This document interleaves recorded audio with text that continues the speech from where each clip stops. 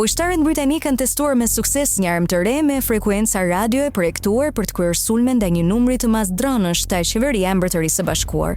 Bota ka parë ritmet e shpejta të shpellimit të dronëve në luftën në Ukrainë, duke ndryshuar mënyrën se si ushtrit moderne do t'i luftojnë luftrat në vazhdim. Ndërsa teknologjia e dronëve përmirësohet, e njëjta gjë po ndodhese me sistemet dhe teknikat kundër dronëve të dizajnuara për të rrethuar mjetet ajrore pa pilot. Teknikat e sulmis në tufa dronësh përfshin përdorimin e një numri të madh mjetesh të tilla kundër mbrojtjes. Pilotët e dronëve nuk janë mësuar ende me këtë lloj sulmi, por me gjas teknika do të bëhet gjithnjë e mëzakonshme.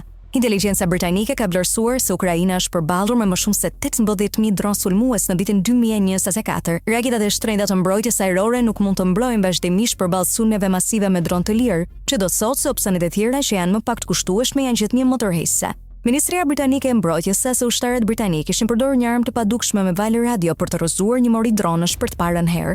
Është një lloj arme me energji të drejtuar ku valët e radios me frekuencë lartë bëjnë kërdi në pjesët kritike të një droni, duke bërë ata të mos funksionojnë ose të dalin nga kursi dhe të rrësohen.